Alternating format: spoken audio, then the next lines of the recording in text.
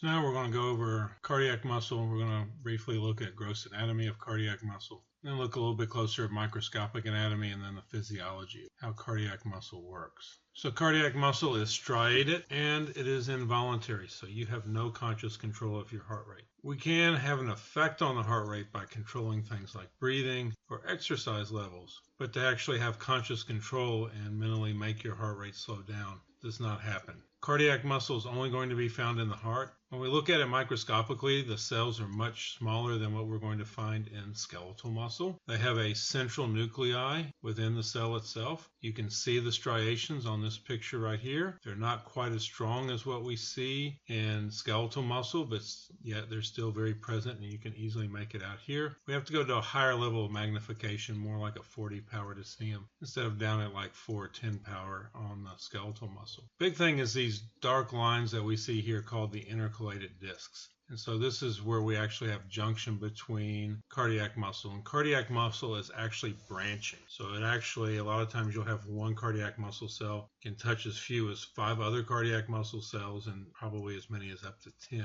The interesting thing with cardiac muscle is this muscle constantly contracts from early on in the embryo stage until death of the animal. And so if we look at something like in a person, this actually starts beating somewhere around 20 to 25 days and will actually go to somebody, if they're 100 years old, it will actually beat longer than 100 years continuously contracting. We see this with turtles, and so turtles or even parrots, they live well past 100 years and this cardiac muscle constantly contracts that whole time. So looking at the physiology of cardiac muscle, these cells will actually contract with no external stimuli. We can actually look at them in a petri dish as far as one single cardiac muscle cell will sit there and constantly beat itself with no input from an external source such as the nervous system, hormones, anything like that. As long as it's got oxygen and glucose, it will sit there and keep beating in the petri dish without any other input. When cardiac muscle actually hooks up, it's going to be hooked up to multiple cells, and so it's actually going to contract at the rate of the most rapid cell in the group. So this can be seen once again underneath the petri dish and with the microscope, where you can actually see these individual cells all contracting at different rates. And so you can put 10 cardiac muscle cells in a petri dish together and you can watch them, and they will all individually have a different rate. But when you start actually connecting them together, all at once they're going to start beating at the rate of the fastest one of those cells is beating in that group on the petri dish when you line them up.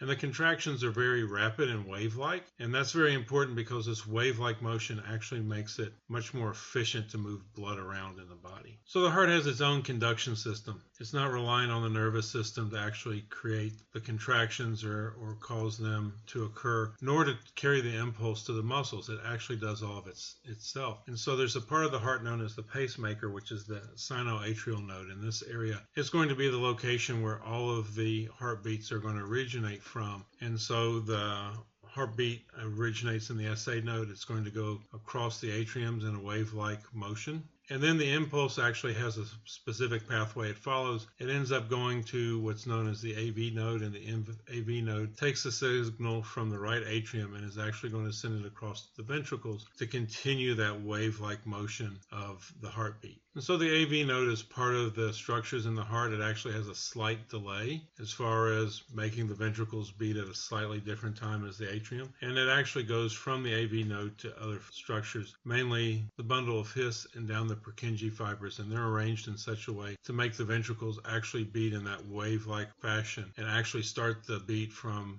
the apex of the heart and send up the blood flow up towards the base of the heart where the aorta and the pulmonary artery are located. So once again, there's no need for the nervous system to actually initiate contractions. The SA node sets its own rate without any direct input from the nervous system. However, the nervous system has an indirect effect on heart rate and contractility of the heart in the way that cardiac muscle works. And this is actually through the sympathetic and parasympathetic nervous system. So hormones released in the sympathetic nervous system, mainly epinephrine and norepinephrine, end up stimulating the heart to beat faster with stronger contraction and what we know is a fight or flight response. While the parasympathetic system, really what works with the heart is when there's not any norepinephrine or epinephrine, then the heart actually goes back to just a regular resting heart rate. In the parasympathetic system, sometimes the neuromuscular transmitter acetylcholine can be released. And while acetylcholine causes contraction of skeletal muscle, it actually has an inhibitory effect on cardiac function, actually slowing the heart rate and actually decreasing contractility of the heart. So that was an overview of cardiac muscle. Next, we'll be discussing smooth muscle.